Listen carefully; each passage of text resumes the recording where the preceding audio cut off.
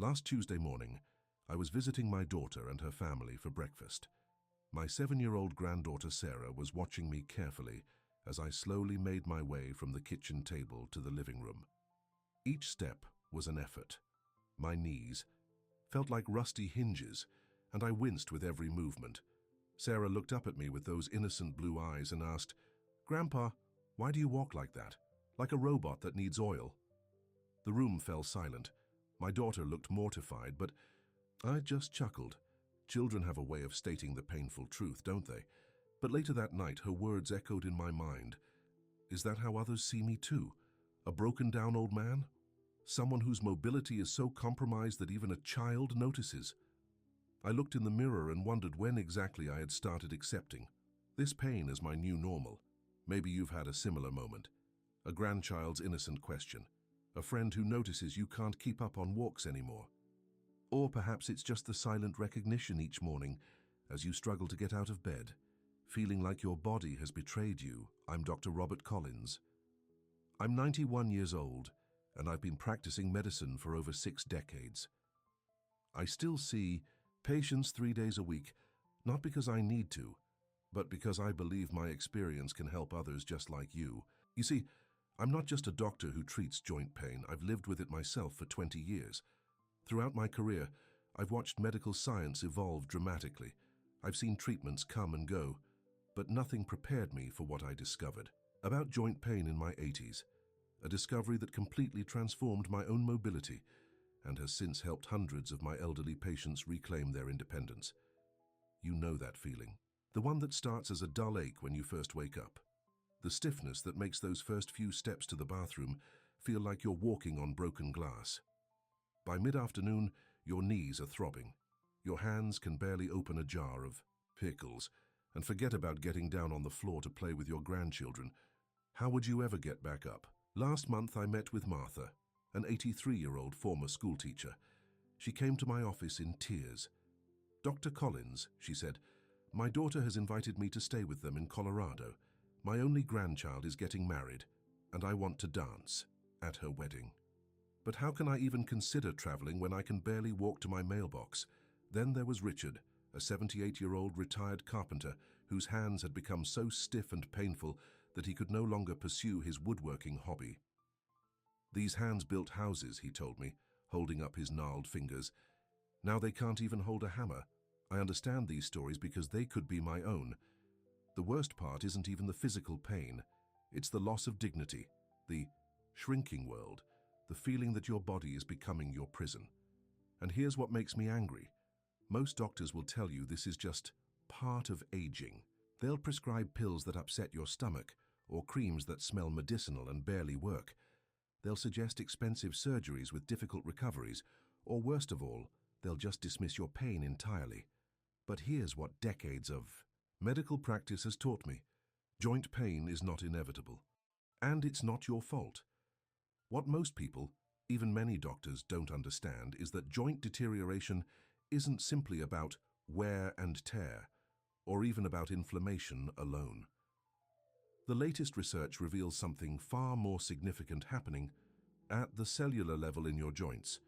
You see, your joints are protected by a specialized protein matrix that acts as both cushioning and a repair system. As we age, our bodies produce less of this crucial protein compound. By age 70, most of us produce less than half of what we did at 30. This protein deficit is the hidden culprit behind your pain. Think of your joint cartilage like the shock absorbers in your car. When they're new and well-maintained, they provide a smooth ride. But when they deteriorate, every bump in the road becomes jarring. Your joint protein works the same way, and without enough of it, even simple movements become painful. Now, I know what you're thinking. If this is true, why hasn't my doctor told me about it? The honest answer is that most medical schools still teach outdated information about joint health, and pharmaceutical companies make billions selling temporary solutions that treat symptoms rather than addressing the root cause. But I'm about to share something with you that could change everything about how you experience your golden years. A simple, natural approach that restores your joint mobility by addressing this protein deficiency directly.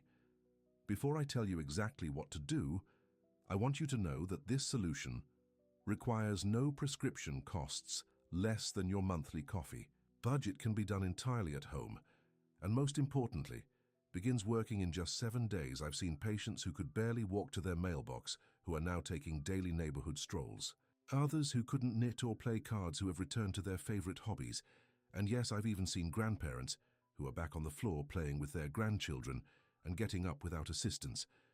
Let me walk you through the exact protocol that has helped hundreds of my patients reclaim their mobility and independence. I call it the Joint Restoration Protocol, and it consists of 5 simple steps that target your body's natural protein production and utilization. Step 1. The foundation protein.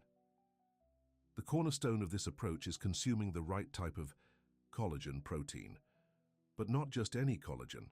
You need type 2 undernatured collagen, which specifically targets joint tissue. This special form of collagen works differently than others. Rather than simply supplying building materials, it actually teaches your immune system to stop attacking your own joint tissue. Here's what to do.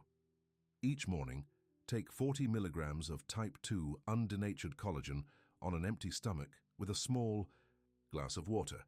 This is crucial. Taking it with food reduces its effectiveness by up to 80%. Wait 30 minutes before eating breakfast. For those of you who have trouble swallowing pills, I recommend opening the capsule and mixing the powder with a tablespoon of cold water. And here's a little hack my patients love. Keep your supplement right by your bedside with a glass of water, so you can take it first thing when you wake up. Step 2.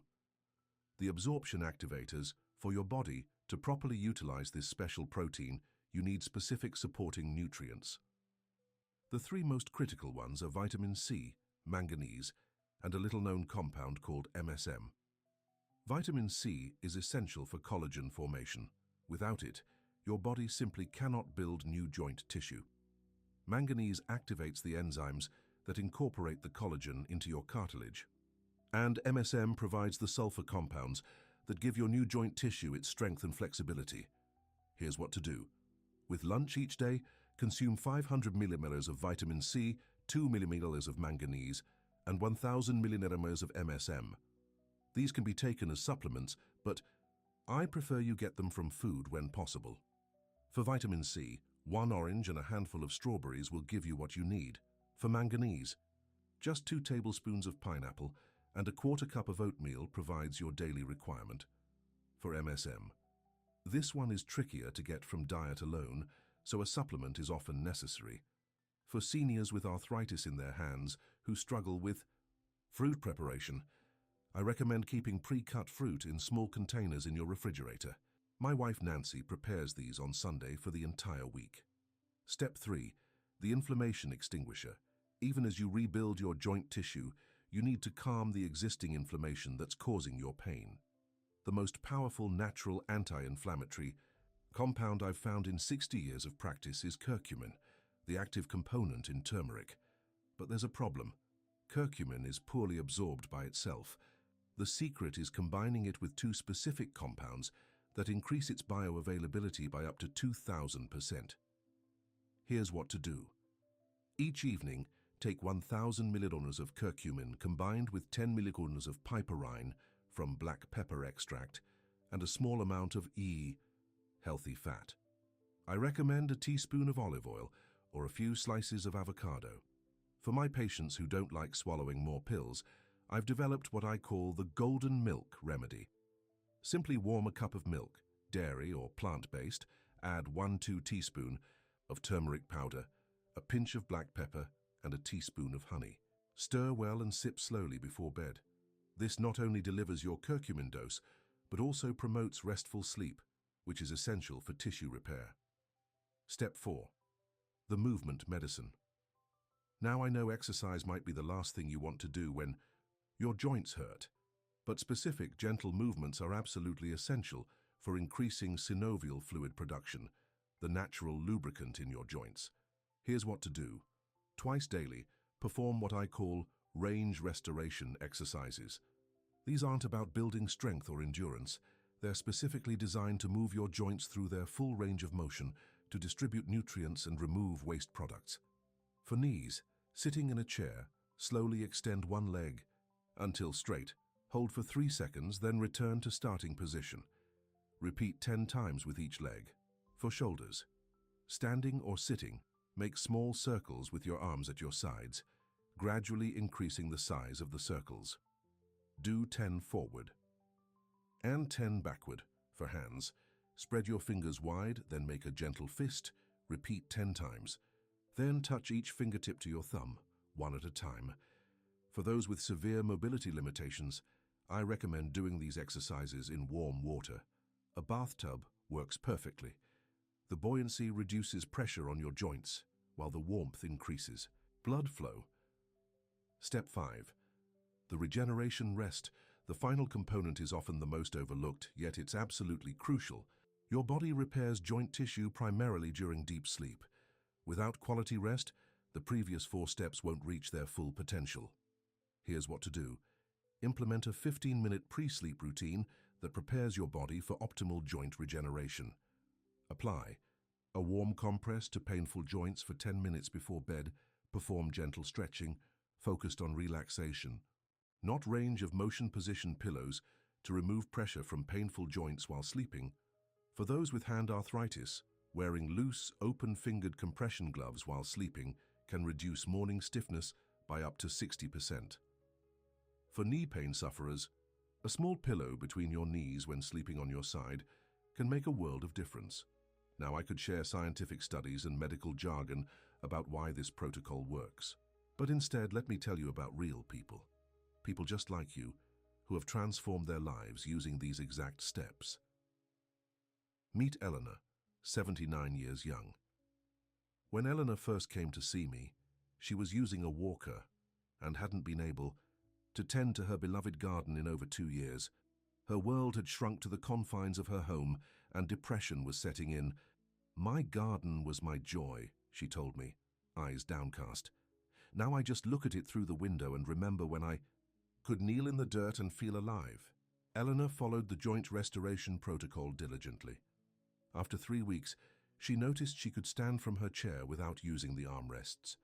By week 6, she had set aside her walker for shorter trips around the house. And at the 3-month mark, she sent me a photo that I still keep on my desk. Eleanor kneeling on a gardening pad, surrounded by blooming zinnias, with the biggest smile I've ever seen. "My grandchildren don't call me the slow grandma anymore," she wrote in her note. "Yesterday, my 6-year-old granddaughter asked if we could plant flowers together. I couldn't hold back my tears. Then there's Walter, an 85-year-old former high school football coach who had resigned himself to watching games on TV instead of attending them in person. The stadium stairs had become an insurmountable obstacle, and the thought of being seen struggling by his former players was too much for his pride. Walter was skeptical of my protocol, natural mumbo-jumbo he called it, but his wife convinced him to try. He started in late August, just before football season. By homecoming in October, Walter wasn't just attending games, he was walking up and down the stadium stairs to greet old players. At the championship game in November, the team invited him down to the field for the coin toss. "Doc," he told me during his follow-up visit, "when those boys saw me walk onto that field under my own power, standing tall, well, I think it inspired them. We won by 2 touchdowns. His voice cracked as he added, "But the real victory was mine." Finally, there's my own story. Remember that morning at my daughter's house? 2 months after that incident with my granddaughter Sarah, we were back for another family breakfast. As we finished eating, Sarah asked if I would take her to the park across the street. In the past, I would have made an excuse. My knees, my back, the weather. But that day, I simply said yes. We walked to the park hand in hand. I pushed her on the swing. We even played a modified game of tag, where I was admittedly a very slow it. As we walked home, Sarah looked up at me and said, "Grandpa, you don't walk like a robot anymore." I smiled and replied, "That's because Grandpa found his oil can." The truth is, I found something much better than an oil can. I found a way to give my body what it naturally needs, to repair itself. And today I've shared that discovery with you. Now, I want to be clear, this isn't a magical overnight cure. Your joints didn't deteriorate in a day, and they won't regenerate in a day either. But if you follow this protocol diligently, here's what you can expect. Within 7 days, you'll notice the first reduction in pain, particularly the inflammatory flare-up pain. By day 14, morning stiffness will begin to subside, making those first steps out of bed less dreadful. At the 1-month mark, you'll experience significant improvements in mobility and range of motion, and by 3 months, many of my patients report feeling better than they have in 10 or even 15 years. I'm not promising you'll run marathons or climb mountains, but imagine being able to pick up your grandchild without wincing, to walk through the grocery store without leaning on a cart, to tend your garden, play a card game, or simply get through your day without pain medications. That's not just about physical comfort. It's about dignity. It's about independence. It's about reclaiming the life you've earned after decades of hard work. You've lived long enough to know that nothing worthwhile comes without effort. This protocol requires consistency, but compared to the surgeries, endless medications, or continued suffering, isn't it worth trying for just 30 days? I've been a physician for over 60 years, and I can tell you with absolute certainty, it is never ever too late to improve your health. Your body wants to heal. Even now, in your 70s, 80s, or beyond, your cells are ready to respond if you just give them the right tools. So here's my challenge to you. Try this protocol for just 7 days. That's all I ask. 1 week to start feeling the difference. Then decide if it's worth continuing. Your children will notice the change in how you move. Your grandchildren will be delighted when you can play with them longer. But most importantly, you'll feel the difference in your joints, in your spirit, and in your outlook on the years ahead. Because the golden years should truly be golden, not limited by pain, but enriched by mobility, independence, and joy.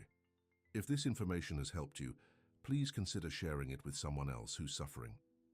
Like this video, subscribe to our channel for more evidence-based health wisdom, and remember, you deserve to move through this world comfortably, no matter your age.